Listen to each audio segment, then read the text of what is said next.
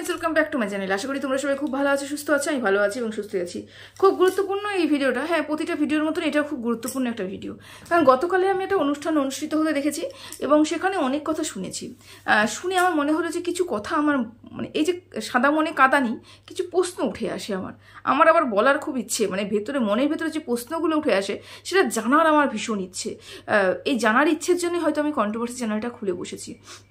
আচ্ছা, কোথার থেকে শুরু করবো বলো তো? কোথার থেকে শুরু করবো? চলো, শুরু যখন করতেই হবে তাহলে শুরু করি। গতকাল অনুষ্ঠানে অনুষ্ঠিত হয়েছে, সেখানে আবার কন্ট্রোভার্সি ক্রিয়েটারদের উপরে কেসের হুমকি ধমকি যাই বলো না কেন সবই দেওয়া হচ্ছে। আচ্ছা, আমি আগাগোড়াই বলে এসেছি যে কন্ট্রোভার্সি ক্রিয়েটাররা তখনই কেসের আওতায় আসবে যখন কোনো পার্সোনাল জিনিস তারা রিভিল করবে, বা কোনো অশ্লীল আচরণ করবে, বা মানে জঘন্যতম কথা দিয়ে কাউকে ডিফেম করার চেষ্টা করবে, বা যাই বলো না তাই বলো, যাই করার তা এগুলো করবে। কিন্তু নোংরাতম যে কাজগুলো আছে, যেগুলো আমাদের আইনে অপরাধমূলক কাজ, সেগুলো করবে। তো যখন সেগুলো করবে তাহলে সেই সময় কন্ট্রোভার্সি ক্রিয়েটার, শুধু কন্ট্রোভার্সি ক্রিয়েটার বলে নয়, আমাদের সমাজে যে কোনো নাগরিক যদি এই ধরনের আইন উল্লঙ্ঘন করে তখন কিন্তু তাকে জেলের ভাত খেতে হয়, বা তার উপরে কেস দেওয়া যেতে পারে। কিন্তু এর একটা দায়রা থাকে। কেস দেবো বললেই দেওয়া যায় না, মানুষকে ভয় দেখাবো বলেই ভয় দেখানো যায় না। যারা একটুখানি বুদ্ধি রাখে তারা কিন্তু জানে যে কেস সবসময়ের জন্য মানে এইসব মানুষের উপরে দেওয়া যায় না যারা শালীনতা বজায় রেখে ভিডিও করেছে, যারা ডিফেম করার চেষ্টা করেনি, যেটা পাবলিক করেছে সেই ভিডিওর উপরে নির্ভর করে ভিডিও বানিয়েছে, না কোনো ভিতরের খবর রিভিল করেছে, না কোনো ভয়েস ক্লিপ রিভিল করেছে, কারণ পার্সোনাল কিছু রিভিল করেছে, তার উপরে কি কেস করা যায়? আমার মনে হয় না তাদের উপরে কেস করা যায়। তো এরকম মানুষ অনেক আছে, এরকম কন্ট্রোভার্সি ক্রিয়েটার অনেক আছে। তবে আমার না কিছু কথা খুব মনের মধ্যে টুক টুক টুক টুক করে। কি বলতো, এই যে কেস করব বলা হয় যে যখন অপরপক্ষে মানে আমার পছন্দ নয় এমন কিছু কন্ট্রোভার্সি ক্রিয়েটার যখন ভেতরের খবর রিভিল করছে, তখন মনে হয় যে আমি তাদের উপরে কেস করব।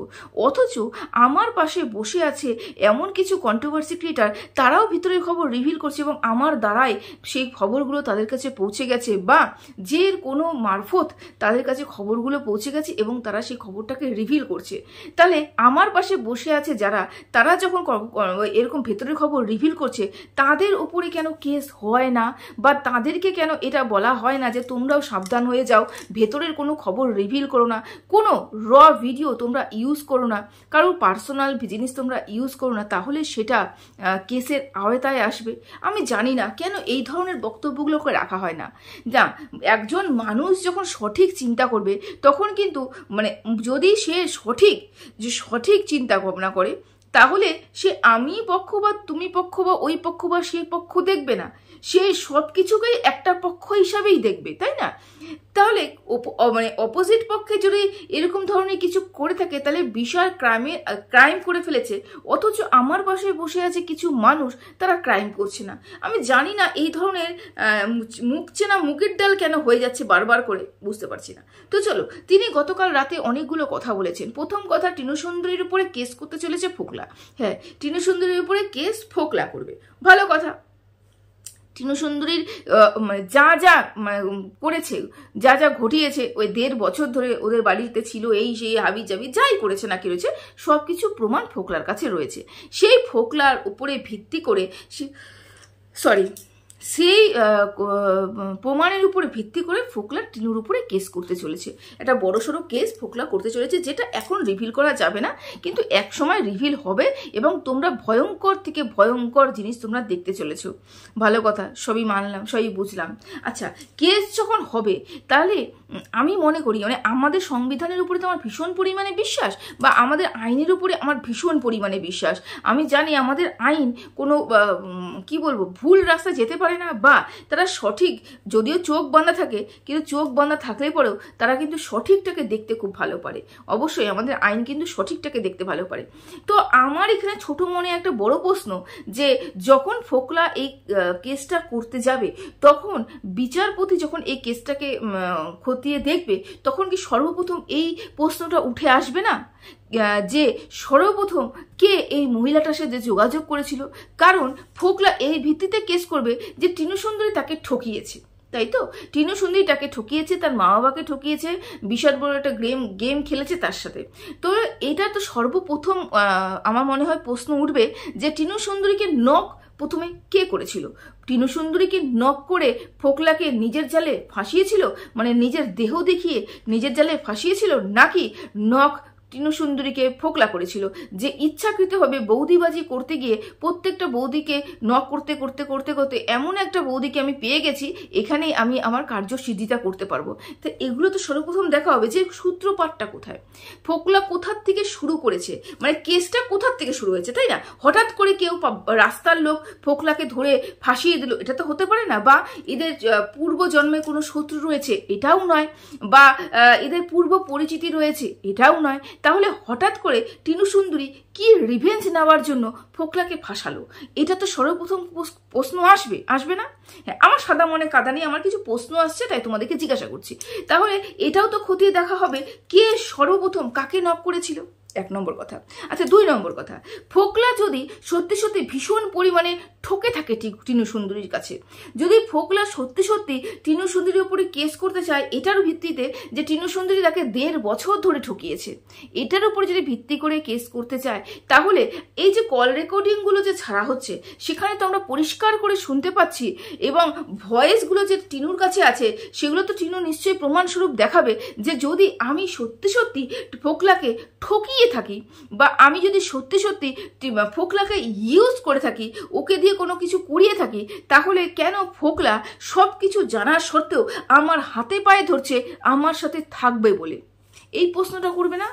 এই প্রশ্নটা কি উকিল, মানে আমার মনে হয় জজ সাহেব যিনি থাকবেন তার মনে এই প্রশ্নটা উঠবে না? তিনি এই প্রশ্নটাকে জিজ্ঞাসা করবেন না? বা উকিলের তরফ থেকে কি এই প্রশ্নটা, বিরোধী পক্ষের উপরে উকিলের তরফ থেকে কি এই প্রশ্নটা আসবে না যে তুমি জানো তুমি কেস করছো একটা মহিলার উপরে তুমি কেস করছো, সেই মহিলা তোমাকে ঠকিয়েছে হলো, এবং সেই মহিলা তোমাকে ঠকিয়েছে, তুমি জানছো, তুমি বুঝছো, তুমি সোশ্যাল মিডিয়াতে এসে মহিলাটাকে বুলিং করার জন্য ছেড়ে দিয়েছো, তুমি সোশ্যাল মিডিয়াতে এসে মহিলাটার সম্বন্ধে যাবতীয় কথা তুমি রিভিল করছো, একটা রিভেঞ্জ মেন্টালিটি তোমার মধ্যে দেখা যাচ্ছে, সমস্ত কিছু আছে, সমস্ত কিছু প্রমাণ স্বরূপ কিন্তু গচ্ছিত রয়েছে। তাহলে কেন ওই মহিলার প্রতি তোমার এত আকৃষ্ট? কেন তুমি ওই মহিলাকে বারবার করে হাতে পায়ে ধরছো যে তুমি আমাকে ফিরিয়ে নাও, আমি আবার সবকিছু মিটমাট করে নেব? এই যে গত পরশুদিন ঢ্যাঁড়সের চ্যানেলে একটা ভিডিও এসেছে, সেই ভিডিওর মধ্যে কিন্তু বলা হয়েছে যে এই যে অগ্র কি নাম আছে না, তাকে ফোকলা বলছে দেখো আমি এগুলো রিভিল করতাম না, আমি এগুলো রিভিল করতে চাইও না, বা এটা আমি রিভিল করবো কিনা আমি সেটাও জানি না। মানে যখন দুজনের মধ্যে কথোপকথন হচ্ছিল, যেটা রেকর্ডিং হচ্ছিল, একজন বলছিল, তৃতীয় ব্যক্তি বলছিল তুমি এগুলো বেশি বাড়াবাড়ি করছো, এগুলো রিভিল করো না। তখন ফোকলা বলছিল দেখো আমি রেকর্ডিং করে রাখছি, আমি রিভিল করবো কিনা আমি জানি না, কারণ কি টিনুকে আমি কাছে পেতে চাই, টিনু যদি আমার কাছে চলে আসে সবকিছু মিটিয়ে নেয় তাহলে আমি এগুলো রিভিল করব না। তার মানে বুঝতে পারছো, ও একতরফে টিনুকে তার নিজের কাছে আনার জন্য, এনি হাউ টিনুকে তার কাছে আনার জন্য এই কাজগুলো করছে, আর দ্বিতীয় তরফে প্রমাণ জড়ো করছে টিনু সুন্দরীর জন্য। তাহলে এখানে গেমটা কে করেছে, এখানে কে কাকে ঠকিয়েছে, কার পিঠে কে ছুরি ভুকেছে, এটা একটু প্রশ্ন আসবে না? আমার সাদা মনে কাদা নেই, আমার মনে প্রশ্ন আসছে।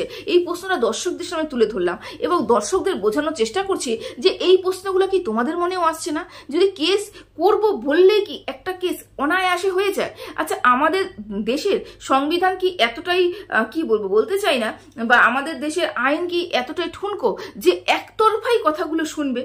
ঠুনকো নয় তো। গতকাল যিনি লাইভে বসে এতগুলো কথা বললেন তিনিই বলেছিলেন বেচু কোনো এক সময় অনেকগুলো মহিলার সাথে কথা বলতো, বেচুর পাতানো দিদি বলেছে অনেক মহিলার সাথে বেচুর কথোপকথন রয়েছে। তিনি স্টেটমেন্ট পাস করেছেন কথোপকথন হওয়া মানে কিন্তু প্রেম নয়, একটা মানুষের সাথে একটা মানুষের কথা লেনদেন হওয়া মানেই কিন্তু প্রেম নয়। বেচু এরকম একাধিক মহিলার সাথে কথা বলে, তিনি সোশ্যাল মিডিয়াতে এসে বলেছেন। তাহলে একটা ছেলের সাথে যখন একটা মেয়ে কথোপকথন হচ্ছে সেটাকে প্রেম বলে কেন ধরা হচ্ছে? এই যে 3 নম্বর ব্যক্তিকে বলা হচ্ছে, বেঁচে যায় ফোকলা প্রমাণ করার চেষ্টা করছে যে 3 নম্বর ব্যক্তির সাথে টিনা প্রেম করেছে। তাহলে এই 3 নম্বর ব্যক্তির সাথে তো টিনা হাই হ্যালো করেছে। যদি বেচু হাই হ্যালো করলে সেটাকে প্রেম ধরা হবে না, সেটা নর্মালি এটা কথোপকথনের মধ্যে দিয়ে যাবে। তাহলে টিনা হাই হ্যালো করলে পরে কেন সেটাকে প্রেম ধরা হবে? এই যে আমার সাদা মনে কাদা নেই, আমার কিছু প্রশ্ন রয়েছে। এই যে গতকাল রাতেবেলা যে লাইভটা হয়েছে সেখানে তিনি আরো কথা বলেছেন, ভেতরের খবর রিভিল হওয়া। শুধু তিনি গতকাল রাতেই বলেছেন এমন কিন্তু নয়, তিনি বারংবার একটা কথাই বলে এসেছে যে ভেতরের খবর রিভিল করা মানেই কিন্তু আইনত অপরাধ। কখন এটা তার মনে হয়েছে? যখন বিরোধী পক্ষের লোক কিছু কথাগুলো ফাঁস করে দিচ্ছিল, রিভিল করে দিচ্ছিল, মানে বেচুর কিছু কথা ফাঁস করছিল, ভেতরের কথোপকথনগুলো ফাঁস করছিল, সোলের ব্যাপারটা ফাঁস করা হয়েছিল, এরকম অনেক কথা ফাঁস করেছিল, বা ওই যে ঝিমি বৌদির কিছু মানে উপস্থিতি আমরা যখন উপলব্ধি করতে পারছিলাম তখন কিছু ফাঁস করছিল। যখন এগুলো ফাঁস করছিল তখন কেন বলা হয়েছিল ভেতরের খবর রিভিল করা মানে একটা আইনত অপরাধ? তা বেচু তো প্রচুর ভিতরের খবর রিভিল করেছে, কই তাকে তো কোনোদিন আইনের আওতায় আনা হয়নি। সেরকম ফোকলা বারংবার ভেতরের খবর রিভিল করছে, পার্সোনাল জিনিস ওয়াইটিতে এসে বিক্রি করছে, পার্সোনাল জিনিস ওয়াইটিতে এসে ছেড়ে দিচ্ছে, প্রত্যেকটা কন্ট্রোভার্সি ক্রিয়েটারের সাথে যোগাযোগ করেছে, যোগাযোগ করে ভেতরের খবর, ভেতরের মেসেজ, ভয়েস মেসেজ নাকি কি প্রমাণ আছে সেগুলো সব প্রত্যেকটা কন্ট্রোভার্সি ক্রিয়েটারকে দিচ্ছে। তাহলে সেগুলো কি কোনোদিনও আইনের আওতায় আসবে না? কেন এগুলো কেন তাহলে আইনের ইয়েতে পড়বে না, দোরগোড়ায় পড়বে না?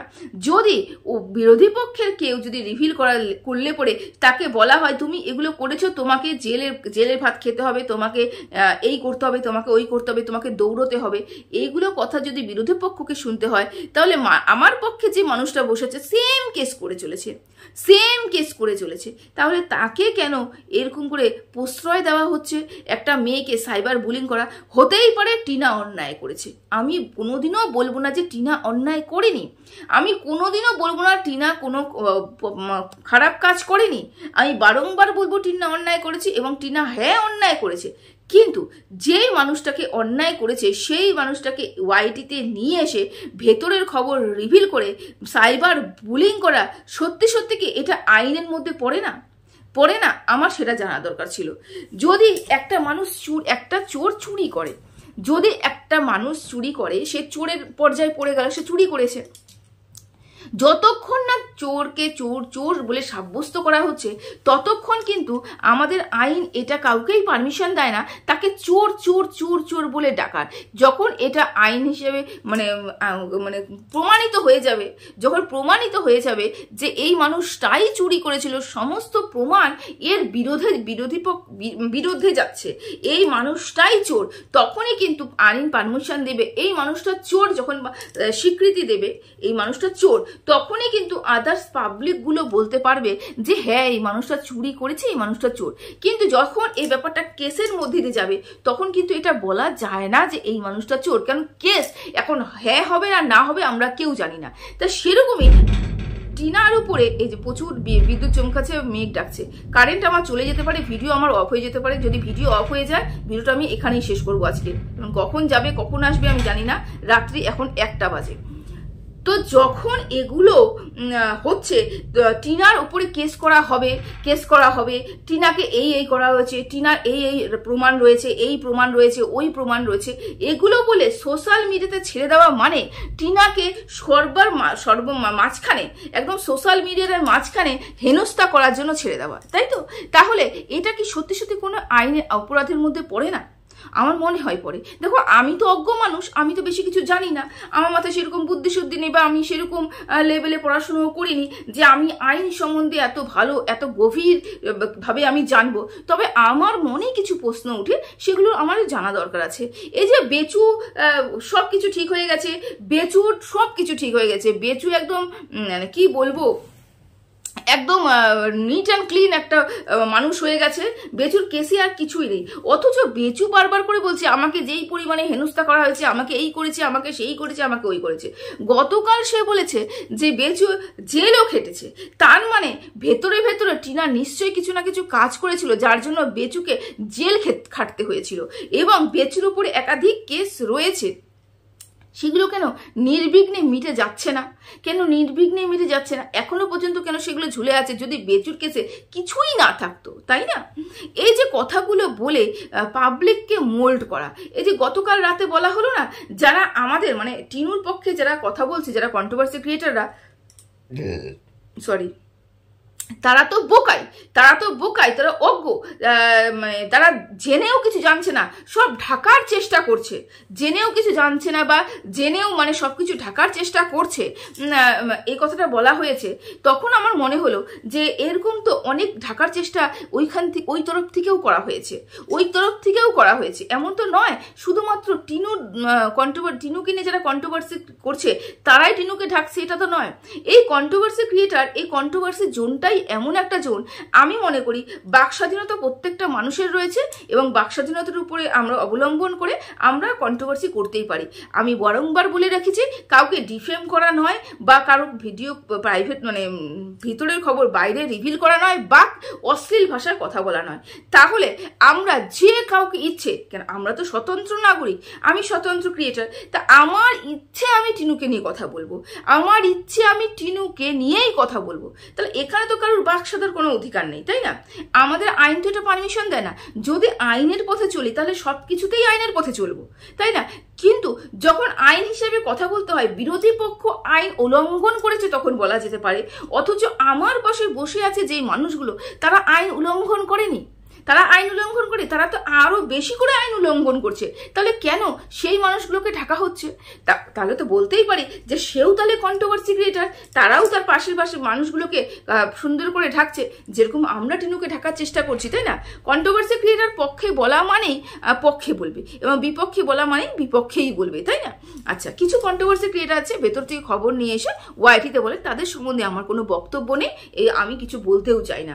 আচ্ছা, এখানে থাকলো ফোকলা ভীষণ চালাক, ফোকলা প্রচুর প্রচুর প্রচুর কি বলবো সুবুত একট্ঠা করেছে, মানে এক জায়গায় করে রেখেছে, প্রচুর প্রচুর এক জায়গায় করে রেখেছে, হচ্ছে কি বলে ওটাকে, সুবুত, মানে বুঝতেই পারছো, প্রমাণ এক জায়গা করে রেখেছে, এই কথাটাও বলা হলো। আচ্ছা ঠিক আছে, আচ্ছা একটা মানুষ ঠকেছে, ভালো কথা, একটা মানুষ ঠকার পরেও সেই মহিলাটাকে বারবার করে ফিরিয়ে নেওয়ার চেষ্টা করছে, এটাও ভালো কথা। তাহলে একটা মানুষ মানে এই যে ফোকলা একটা ছেলে, তো একটা ছেলেকে এতটা বেশি সে অসহায় হয়ে পড়লো, একটা মেয়ের কাছে এত বেশি অসহায় পড়লো, এত মানে কি বলবো, বাড়ির বাবা মা, তারপরে হচ্ছে পুরো পরিবার, সবার কাছে মানে সবাই ওই মেয়েটার কাছে এতটাই অসহায় হয়ে পড়লো যে ওখান থেকে বাঁচতে আমাদের ফোকলা কিছু প্রমাণ নিজের হাতে রেখেছে, কিছু প্রমাণ, মানে দেখো একটা মানুষ মানে একটা মেয়ে একটা ছেলেকে ফাঁসিয়েছে এবং ফাঁসিয়ে তার জীবনটা নষ্ট করেছে, তখন কি করতে হবে? ছেলেটাকে তো বাঁচতে হবে, বাঁচতে গেলে কি করতে হবে? প্রমাণ একট্ঠা করতে হবে। তা এই প্রমাণ একট্ঠা করেছে হচ্ছে আমাদের ফোকলা। সব মানলাম, সব কিছুতে আমি রাজি, সব কিছু মেনে নিলাম যে একটা ছেলে একটা ফোকলা সব কিছু একট্ঠা করেছে। তাহলে সেই ফোকলাই যেদিনকার লাইভে উঠেছিল সেই দিনকা পর্যন্ত এই একই কথা বলে গেছে, প্লিজ টিনু আমার জীবনে ফিরে এসো, প্লিজ টিনু আমার জীবনে ফিরে এসো।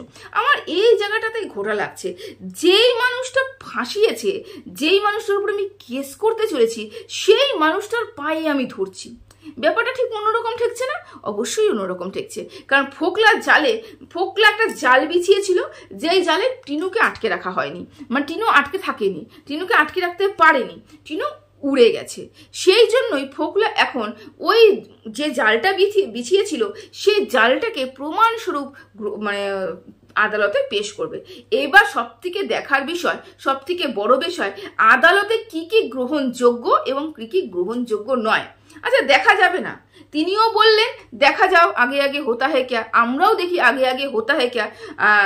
সব কিছুরই তো একটা দেখো, একটা পক্ষ কেউ অন্যায় করেছে বলে তার পক্ষে এসে কেউ দাঁড়াবে না, এটা তো নয়। আমাদের আইনে সবাইকে সমানভাবে বলার অধিকার দেয়, যেরকম ফোকলাকেও বলার অধিকার দেবে সেরকম টিনুকেও বলার অধিকার দেবে। তা ফোকলা জানি না কি হিসেবে প্রমাণ করবে যে আমি সবকিছু জানার পরেও, একটা অ্যাডাল্ট একটা ছেলে হওয়ার পরেও, দুটো ডিভোর্স হওয়ার পরেও আমি 3 নম্বর একটা মহিলাকে আমি আগে নক করে বিয়ে করেছি, মানে ফোকলার কথা হিসেবে বিয়ে করেছি, যেটা অবৈধ, যেটা আমাদের আইনে মান্যতা নেই, সে তার উপরে আমি নিজে সব কিছু করেছি, তার উপরে আমি এটাই কেস করব মেয়েটাকে আমাকে ফাঁসিয়েছে, এটা কতটুকু আইনের কাছে গ্রহণযোগ্য, এটা নিয়ে কিন্তু ভীষণ বড় সন্দেহ রয়েছে আমার। তো চলো, এটা নিয়ে বেশি বড় ভিডিও আমি অবশ্যই করব না। দেখো না সামনে কি হতে চলেছে না হতে চলেছে দেখা যাবে। আমি তো বললাম আইন সবাইকে সমান সুযোগ দেয়, যেরকম ফোকলাকে দেবে সেরকম টিনুকেও দেবে, এবং কার কথা গ্রহণযোগ্য সেটা দেখা যাক না, সময় না হলে কথা বলবে, তাই না? তা থাকলো আমাদের মতন কিছু কন্ট্রোভার্সি ক্রিয়েটার, আমি আর 5টা কন্ট্রোভার্সি ক্রিয়েটারের মতো বলতে পারবো না। আমি তো এতটুকু জানি আমি শালীনতা বজায় রাখি, এবং আমি এতটুকু জানি আমি কাউকে ডিফেম করার চেষ্টা করি না। ডিফেম মিনস আমি কাউকে বাজে ল্যাঙ্গুয়েজে ইউজ করার চেষ্টা করি না, কোনোদিন বলি না, আমার ভিডিওতে খুঁজে পাওয়া যাবে না।